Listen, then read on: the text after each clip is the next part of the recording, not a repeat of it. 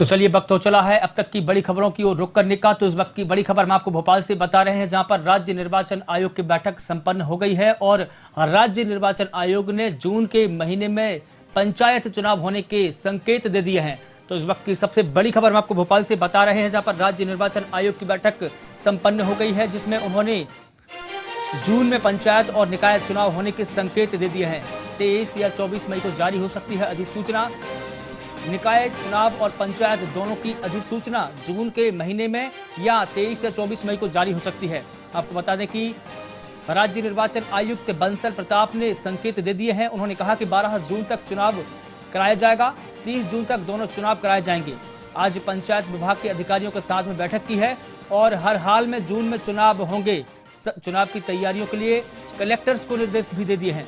तो इस वक्त की सबसे बड़ी खबर हम आपको भोपाल से बता रहे हैं, जहां पर राज्य निर्वाचन आयोग की बैठक संपन्न हो गई है और राज्य चुनाव आयुक्त ने जून में चुनाव कराने के संकेत भी दे दिए हैं। जी हां, बिल्कुल बड़ी खबर आपको बता रहे हैं।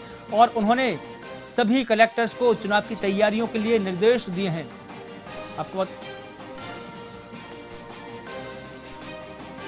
और अधिक जानकारी के लिए हमारे संवाददाता आशीष चौधरी हमसे जुड़े हुए हैं। आशीष जी, राज्य चुनाव आयुक्त ने जून में चुनाव होने के संकेत दे दिए हैं, क्या कुछ अपडेट है और क्या कुछ जानकारी है, बताएं। हाँ, सुप्रीम कोर्ट का आदेश आने के बाद राज्य सरकार भी चुनाव को लेकर गंभीर है। वहीं राज्य निर्वाचन आयोग भी लगातार बैठकें कर रहा है। आज उसकी महत्वपूर्ण बैठक हुई है, जिसमें आगामी दिनों में पंचायत चुनाव और नगरीय निकाय चुनाव के लेकर समीक्षा की गई। चुनाव आयुक्त हैं जो प्रसन्न प्रताप सिंह है, उनका ये कहना है कि 23 या 24 मई को अधिसूचना जारी हो सकती है। चुनाव आयोग की प्राथमिकता है कि पहले पंचायत चुनाव कराया जाए, फिर उसके बाद निकाय चुनाव कराया जाए। तो उम्मीद यही लगाई जा रही है कि 12 जून तक पंचायत चुनाव करा लिए जाएंगे और उसके एक पखवाड़े बाद निकाय चुनाव की आयोग पूरी रणनीति बना रहा है। इसके लिए उन्होंने कलेक्टर्स को भी निर्देश दे दिए हैं। जहां तक आरक्षण और परिसीमन की बात है, तो आयोग का कहना है कि ये हम पहले से ही इसकी तैयारी करके बैठे हैं, हमारी ओर से चुनाव कराने में कोई देरी नहीं है। तो एक तरफ चुनाव आयोग सुप्रीम कोर्ट के आदेश का पालन करने के लिए तैयार है और उसी परिप्रेक्ष्य में आज जो बैठक की है उसमें यह चुनाव आयोग ने निष्कर्ष निकाला है हम किसी भी वक्त चुनाव करा सकते हैं और अधिसूचना जारी कर सकते हैं। सुप्रीम कोर्ट ने 15 दिन का समय दिया है दोनों ही चुनाव कराने के लिए अधिसूचना जारी करने का। तो चुनाव आयोग के लिए बंधनकारी हो गया है कि वो सुप्रीम कोर्ट के आदेश का पालन करे। लेकिन दूसरी ओर राज्य सरकार ओबीसी को लेकर लगातार चिंताग्रस्त है और वो चाह रही है कि चुनाव ओबीसी आरक्षण के साथ भी हो। ऐसी स्थिति में चुनाव किस प्रकार होंगे ये देखने वाली बात है, जबकि आयोग चुनाव कराने की पूरी तैयारी कर चुका है। मनीष, अजीज, जैसा कि देख सकते हैं कि मुख्यमंत्री शिवराज सिंह चौहान ने कहा है कि मैं आरक्षण के बिना चुनाव कराने के पक्ष में नहीं हूं, और अगर आरक्षण के बिना चुनाव होते हैं तो सरकार क्या करेगी, और शिवराज सिंह चौहान जो कि भारतीय जनता पार्टी की सरकार है उसको कितना नुकसान हो सकता है। गाँव की बात है तो सरकार तो कोशिश यही कह रही है कि संशोधन याचिका हम दायर करेंगे जिसको माननीय न्यायालय स्वीकार करेगा। यदि माननीय न्यायालय ने स्वीकार की और ऐसी कोई व्यवस्था दी कि चुनाव कुछ वक्त के लिए टाले जाए तो सरकार की जो मंशा है वो तो हो सकती है। यदि संशोधन याचिका राज्य सरकार की स्वीकार नहीं हो पाई कोर्ट में तो फिर यह माना जाए कि चुनाव कराए जाएंगे और ओबीसी आरक्षण उसमें नहीं होगा। यानी कि 35% जो SC/ST का आरक्षण है और 50% जो जनरल का व्यवस्था है सीटों में, तो उसके अनुसार इलेक्शन होंगे, ओबीसी आरक्षण नहीं होगा।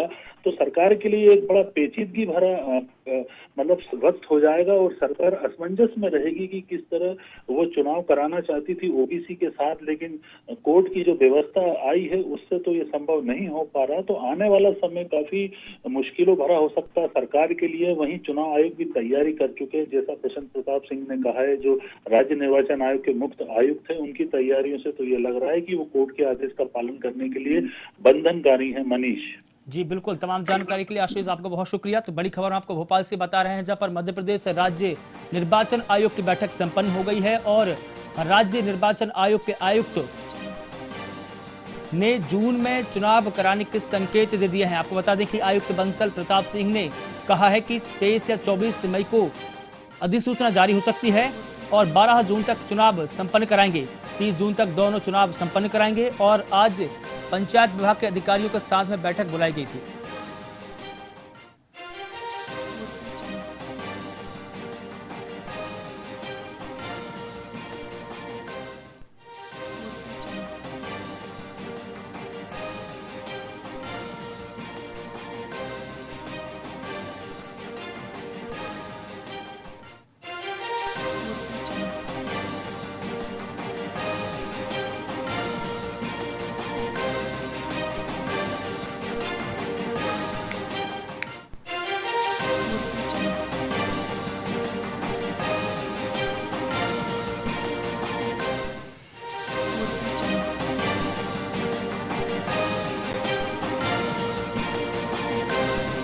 उस वक्त की सबसे बड़ी खबर हम आपको भोपाल से बता रहे हैं, जहां पर मध्य प्रदेश राज्य निर्वाचन आयोग की बैठक संपन्न हो गई है और जून में पंचायत चुनाव होने के संकेत भी जारी कर दिए हैं। आपको बता दें कि 23 और 24 मई को जारी हो सकती है अधिसूचना। निकाय चुनाव और पंचायत दोनों की अधिसूचना जारी हो सकती है। आपको बता दें कि आयुक्त बंसल प्रताप सिंह ने संकेत दिए हैं और उन्होंने कहा है कि 12 जून तक चुनाव कराया जाएगा। 30 जून तक दोनों चुनाव कराए जाएंगे। आज पंचायत विभाग के अधिकारियों के साथ में बैठक की गई थी। हर हाल में जून में चुनाव होने हैं। उन्होंने सभी कलेक्टर्स को तैयारियों के लिए निर्देशित किया है और निर्देश दिए हैं। तो बड़ी खबर हम आपको भोपाल से बताना है, जहां पर जून के महीने में हो सकते हैं मध्य प्रदेश में पंचायत चुनाव। और हाल ही में सुप्रीम कोर्ट के फैसले के बाद में सरकार और पंचायत चुनाव को लेकर राज्य निर्वाचन आयोग दोनों ही अब सक्रिय नजर आ रहे हैं। और एक तरफ मध्य प्रदेश की शिवराज सरकार ने कहा है कि हम ओबीसी आरक्षण के बिना चुनाव नहीं कराएंगे, तो दूसरी तरफ राज्य निर्वाचन आयोग चुनाव की तैयारियों में है। ऐसे में कैसे ओबीसी आरक्षण मिलेगा या नहीं मिलेगा, ये एक बड़ा सवाल है। और इस बीच में राज्य निर्वाचन आयोग ने फैसला लिया है कि जून के महीने में चुनाव हो सकते हैं।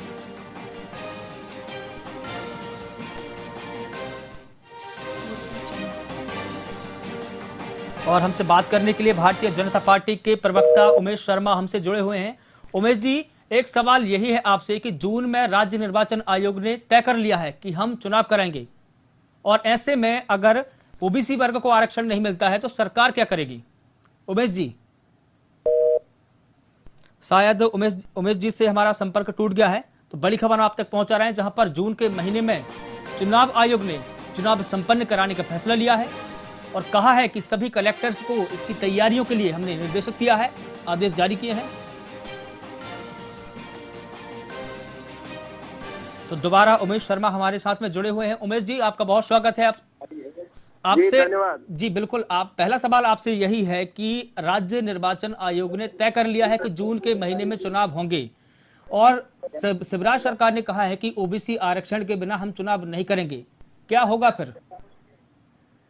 राज्य निर्वाचन आयोग एक संवैधानिक इकाई है और राज्य निर्वाचन आयोग जो है उसको सुप्रीम कोर्ट के निर्णय का पालन करना उसकी बाध्यता है और संवैधानिक उत्तरदायित्व दी है।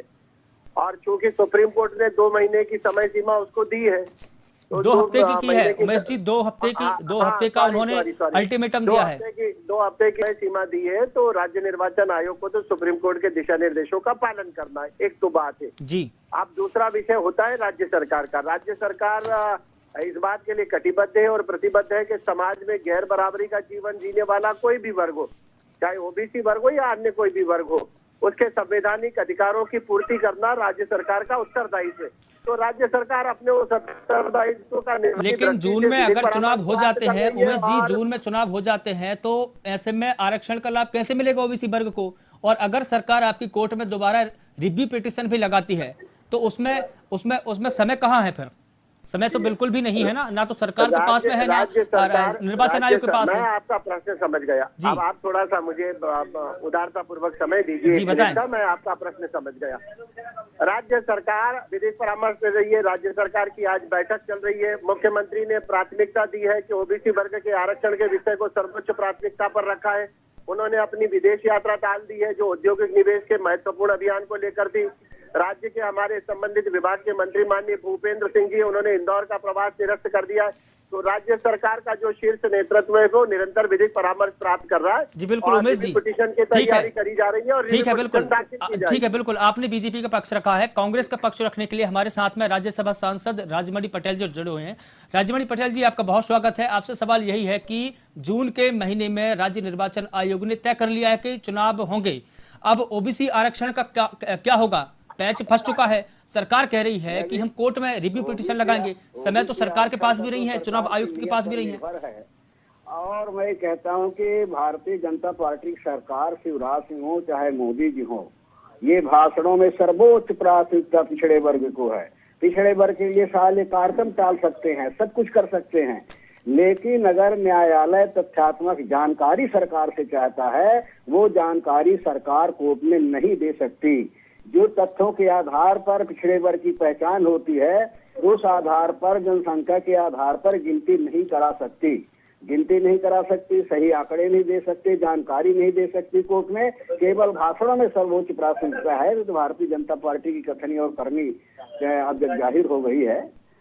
जी बिल्कुल उमेश शर्मा जी, राजमणि पटेल ने बड़ा आरोप लगाया है। उन्होंने कहा है कि सरकार गिनती नहीं करा सकती और जो एक्चुअल डेटा है, सही आंकड़ा है, कोर्ट में पेश नहीं कर सकती और अपने वकील खड़े नहीं कर सकती। ये बड़ा आरोप है सरकार पर। जवाब दीजिए उमेश जी। नहीं, ये तो छन्नी सुपड़े से कह रही है कि तुझमें बहुत सारे छेद है।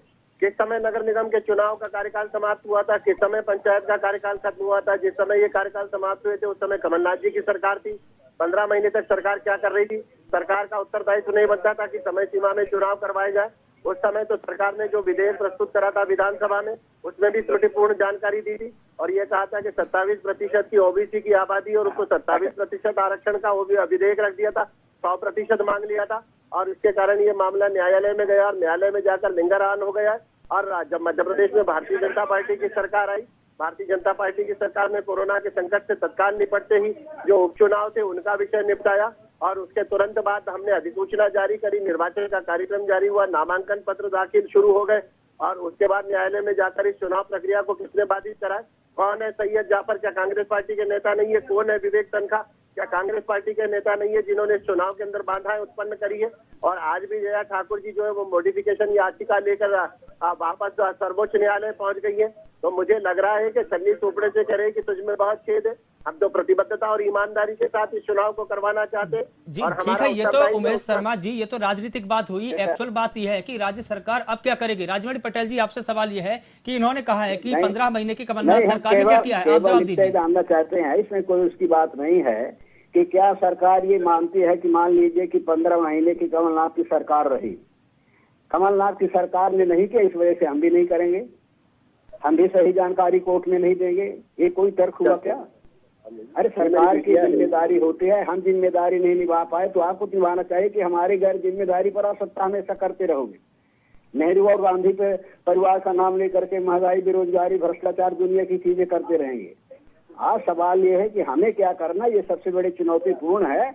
प्रदेश की 52% आबादी पिछड़े वर्ग की है, इस बहुमत की उपेक्षा करके कोई भी काम नहीं हो सकता। उनके हक अधिकार को देना चाहिए सरकार को, चाहे जो रास्ता अख्तियार करना पड़े। जी बिल्कुल, जी बिल्कुल ठीक है। उमेश शर्मा जी, आपसे सवाल है कि लंबे समय से आपके सूबे में यानी कि मध्य प्रदेश में 3 मुख्यमंत्री ओबीसी वर्ग के हुए हैं, चाहे वो उमा भारती हो, चाहे गौर साहब हो या चाहे शिवराज सिंह चौहान जी हो। तीनों मुख्यमंत्री ओबीसी वर्ग से आते हैं। लंबे समय से आपका राज रहा है, फिर भी आप ओबीसी वर्ग को राजनीतिक अधिकार नहीं दे पाए। उमेश शर्मा जी, जवाब दीजिए। भारतीय जनता पार्टी की उपलब्धि है कि हमने पिछड़ा वर्ग के 3 मुख्यमंत्री बनाए हैं, लेकिन उनको अधिकार तो नहीं मिले हैं ना, राजनीतिक अधिकार तो उनके बहाल नहीं हुए ना। 3 मुख्यमंत्री दिए जरूर है, लेकिन उनके राजनीतिक अधिकार तो नहीं मिले है ना। अरे आदरणीय, पिछड़ा वर्ग को संवैधानिक अधिकार किसने दिया? पिछड़ा वर्ग का आयोग का गठन किसने कराया? ये भारतीय जनता पार्टी की सरकार ने कराया। पिछड़ा वर्ग को पर्याप्त मिला क्या संवैधानिक अधिकार? और आज भी भारतीय जनता पार्टी आयोग के लिए पिछड़ा वर्ग के लिए 35% आरक्षण की मांग करी है। और किसने ट्रिपल टेस्ट के सारे, ये ट्रिपल टेस्ट तो करवाना कमलनाथ की सरकार। आप जानते हैं कि कोई भी कमीशन अपनी रिपोर्ट सरकार को देता है, सरकार उसको मानती कि नहीं मानती, लेकिन पहली बार देख रहे हैं कि कोई आयोग जो है अपनी रिपोर्ट सुप्रीम कोर्ट में दे रहा, सरकार को नहीं दे रहा। सुप्रीम कोर्ट का डायरेक्शन था, सुप्रीम कोर्ट ने कहा था कि ट्रिपल टेस्ट करवाए जाए। सुप्रीम कोर्ट की नोडल एजेंसी के रूप में पिछड़ा वर्ग डाटा एकत्रित करे हैं। 85 नहीं, OBC इससे तो यही होता है कि हमारे पिछड़े वर्ग के कारण वोटर लिस्ट बनाई गई है कोर्ट के और निर्देश के आधार पर रिपोर्ट और आयोग केंद्र के इलेक्शन के साथ हम सुप्रीम कोर्ट नहीं दे रहा है। तो हमने तो सुप्रीम कोर्ट में बहुत प्रमाण पूर्वक अपना विषय रखा है और सुप्रीम कोर्ट ने उसको अस्वीकार नहीं करा। सुप्रीम कोर्ट ने कहा कि इसमें अभी पर्याप्त आकलन और गणना की और आवश्यकता है और इस बीच में चुनाव को रोका नहीं जा सकता है। सुप्रीम कोर्ट ने अपना निर्णय दिया है, उस निर्णय से हम असहमत हैं और सुप्रीम कोर्ट के निर्णय से असहमति रखना हमारा संवैधानिक और लोकतांत्रिक दायित्व बनता है। तो हम उस असहमति के विरुद्ध मॉडिफिकेशन में जा रहे हैं और सरकार का पूरा प्रयास है कि ये जो चुनाव है ओबीसी वर्ग के आरक्षण के साथ करवाए जाए। जी बिल्कुल, राजमणि पटेल जी जवाब दीजिए। नहीं, वही तो हम कह रहे हैं कि माने अच्छी बात है, सरकार माने ओबीसी को पूरे आरक्षण के साथ में चुनाव कराए, ये तो हम भी कह रहे हैं। लेकिन जो सरकार कह रही है कि कोर्ट ने डायरेक्टिव मांगा था तब कमीशन ने माने जो है तो वहाँ पर अपनी रिपोर्ट दिया है। तो हम कहते हैं कोर्ट ने डायरेक्टिव मांगा तब आयोग ने रिपोर्ट दिया, लेकिन सरकार ने डायरेक्टिव नहीं दिया कि जल्दी अपनी रिपोर्ट पेश करें, सरकार को पेश करें, सरकार उसमें विचार करें कि क्या आरक्षण देना। ऐसे तो नीयत स्पष्ट होती है, ये तो ठीक है। जी बिल्कुल, जी बिल्कुल। उमेश शर्मा जी, सवाल है कि भले ही आपकी सरकार ने राज्य पिछड़ा वर्ग आयोग का गठन किया, चलो ठीक है मान लेते हैं आयोग का गठन कर लिया, उन्होंने 35% आरक्षण की सिफारिश भी कर दी, लेकिन कोर्ट ने तो उस रिपोर्ट को ही अधूरा मान लिया है ना, तो उस रिपोर्ट का क्या औचित्य रह जाता है? 35% आरक्षण की जो सिफारिश की रिपोर्ट आपने पेश की थी उसको तो कोर्ट ने अधूरा माना है, तो इस रिपोर्ट का क्या औचित्य है? उसका तो कोई औचित्य नहीं बनता ना। नहीं, कोर्ट ने उसको अधूरा माना है, कोर्ट ने उसको अनुचित नहीं माना है। दो शब्दों तो फिर का आंकड़ों के साथ में समझना सरकार होगा। पूरे दस्तावेजों के साथ में कोर्ट में खड़ी क्यों नहीं हुई? सवाल ये है। अरे सरकार का अंग होता है, आप पिछड़ा वर्ग आयोग को सरकार से अलग थोड़ी मान सकते हैं। जो पिछड़ा वर्ग आयोग होता है वो पिछड़ा वर्ग मंत्रालय के अंतर्गत काम करता है। मंत्रालय के अंतर्गत, यही तो सवाल है हमारा उमेश जी, यही सवाल है मेरा कि भाई सरकार पूरे दस्तावेजों के साथ में कोर्ट में खड़ी क्यों नहीं हुई? कॉन्स्टिट्यूशनल राइट प्राप्त है तो पिछड़ा वर्ग आयोग को सरकार से अलग थोड़ी है। पिछड़ा वर्ग आयोग का मतलब ही होता है कि वो सरकार में सम्मिलित है। तो उमेश जी हमारा सवाल भी वही है, उमेश जी हमारा सवाल भी वही है कि सरकार पूरे दस्तावेजों के साथ में कोर्ट में खड़ी क्यों नहीं हुई? निश्चित रूप से सरकार ने अपने स्तर में पूरे दस्तावेज रखे हैं और सुप्रीम कोर्ट ने भी उसको वापस नहीं करा जाएगा, उसकी मॉडिफिकेशन याचिका लगाई जाएगी। सरकार ने अपनी तरफ से जितने कम समय सीमा मिली थी उस कम समय सीमा में आप पूरी तरह से सारे डाटा को कलेक्ट करके रखा है और अगर सुप्रीम कोर्ट को लगता है कि इसमें कुछ और जोड़ा जाना चाहिए तो सरकार उसको और जोड़ेगी। तो सुप्रीम कोर्ट ने वही तो कहा है उमेश जी, हम भी आपसे वही कह रहे हैं, सुप्रीम कोर्ट ने वही कहा कि रिपोर्ट अधूरी है, आप पूरे दस्तावेजों के साथ आइए। सरकार चाहती तो जातिगत जनगणना करा करके पूरे जो आंकड़े हैं कोर्ट में पेश कर दी थी, सरकार ने ऐसा क्यों नहीं किया? निश्चित रूप से करा। कब किया है, कब हुई जनगणना? उमेश जी जनगणना कब हुई? अरे करवाई नहीं ना। ये जो ट्रिपल टेस्ट ये क्या है? ये 2014 और 2019 को आधार बनाकर 8000 पेटों की एक वोटर लिस्ट तैयार करिए। रामजी महाजन आयोग का जो प्रतिवेदन था उसको इस अंतिम रिपोर्ट के साथ लगाया गया है। 37 जिलों के अंदर कलेक्टिव डाटा लिया गया है। सरकार केवल मुंह जबानी खड़ी नहीं हुई है, हम बहुत प्रमाणों के साथ खड़े हुए हैं और कोर्ट ने उस प्रमाण। चलिए ठीक है उमेश शर्मा जी, राजमणि पटेल जी की टिप्पणी लेते हैं। राजमणि पटेल जी, उमेश शर्मा जी कह रहे हैं कि हम तो पूरे दस्तावेजों के साथ में खड़े हुए थे, आप जवाब दीजिए। हम तो केवल इससे कहना चाहते हैं कि अगर सरकार की बात सही है कि पूरे दफ्ता के बाद सारे सही डॉक्यूमेंट हैं, कोई उसमें गलती नहीं है, तो फिर सुप्रीम कोर्ट कह रहा है कि सरकार हमको संतुष्ट नहीं कर पाई। अगर सही आंकड़े हैं तो फिर कोर्ट को संतुष्ट होना चाहिए था। तो इनकी बात जो है आंकड़े पेश नहीं करेंगे, तथ्य देंगे नहीं और भाषण भर में मारेंगे कि हमारी पूरी रिपोर्ट कंप्लीट है, सब कुछ कंप्लीट है और कह दे आयोग सरकार एक है। अरे आयोग सरकार के अधीन होती है, लेकिन आयोग का दायित्व जिम्मेदारी अलग होती है, सरकार की अलग होती है। आयोग अपने तरीके से बगैर काम करता है, उस संसद को सरकार के ऊपर के पास रखता है, फिर सरकार की जिम्मेदारी होती है उसमें क्या मानते हैं क्या नहीं मानते हैं। फिर तो सारे प्रोसीजर को माने को कर देना चाहते हैं, कुछ नहीं, जो हम कह रहे हैं वही सब सच है। जी जी, राजमणि पटेल जी जवाब दीजिए। हाँ वही तो बता रहे हैं जी कि अगर सरकार कहती है कि हमारे सारे आंकड़े सही हैं, तथ्यात्मक जानकारी हमने कोर्ट में प्रस्तुत कर दिया है, तो फिर कोर्ट जो है संतुष्ट क्यों नहीं हो रहा है, क्यों कह रहा है कि सरकार हमें संतुष्ट नहीं कर पा रही है? तो यही तो सवाल है, जी बिल्कुल उमेश शर्मा जी, यही सवाल है। भाषणों में करते हैं, वक्तव्यों में करते देखिए हैं। सुप्रीम कोर्ट क्या निर्णय देगा, ये सुप्रीम कोर्ट का अपना विवेकाधीन हम सुप्रीम कोर्ट को बाध्य नहीं कर सकते कि वो हमारे पक्ष में अपना निष्कर्ष या अपना निर्णय पारित करे। हमने अपने प्रमाण प्रस्तुत करे, हमने अपना तथ्य, हमने अपना सर्वे, हमने अपना आकलन, हमने अपना निष्कर्ष, हमने अपना विश्लेषण प्रस्तुत करा। सुप्रीम कोर्ट अगर उससे 100% सहमत नहीं हुआ है तो असहमत भी नहीं हुआ। उसने कहा कि इसमें अभी पर्याप्त सुधार की गुंजाइश है। उसने ये नहीं कहा कि ये कोशिश तो चलिए ठीक है, सुधार हेतु चलो ठीक है, मान लेते हैं उमेश शर्मा जी, मान लेते हैं उमेश शर्मा जी, सुधार हेतु सरकार अब क्या करेगी? क्या जनगणना कराएगी?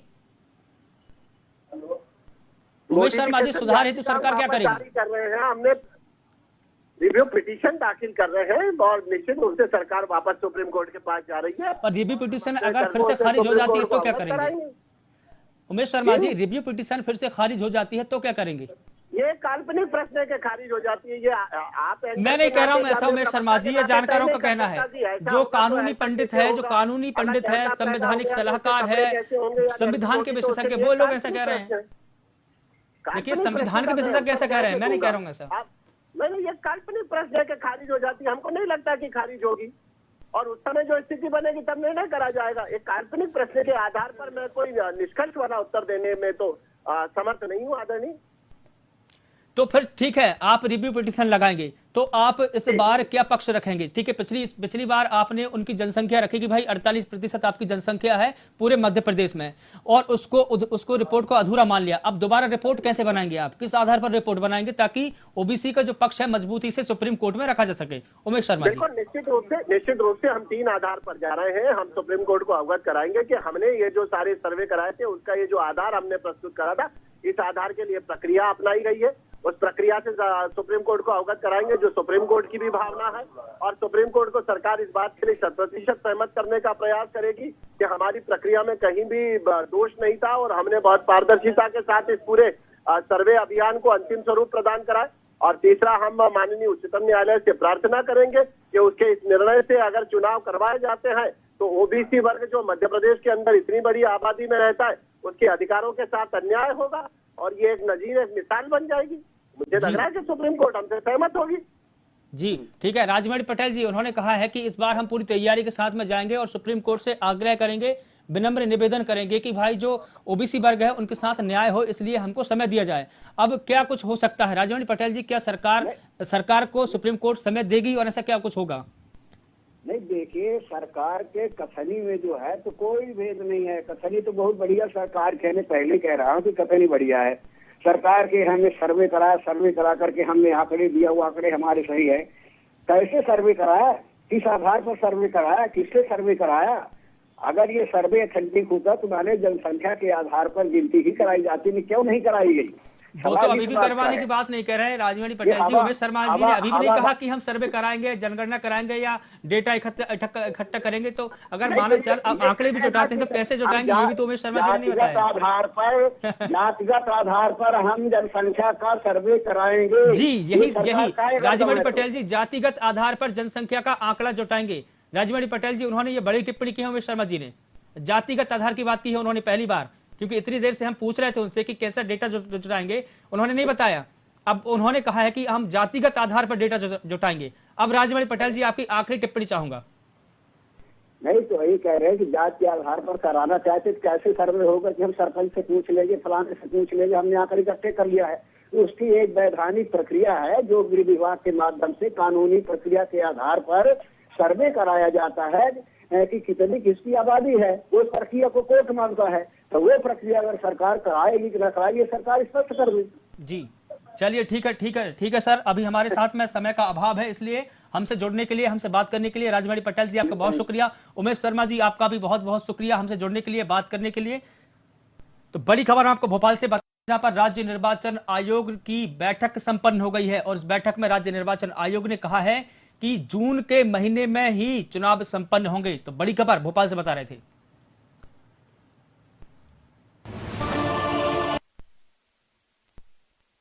तमाम बड़ी खबरों के लिए नमस्कार।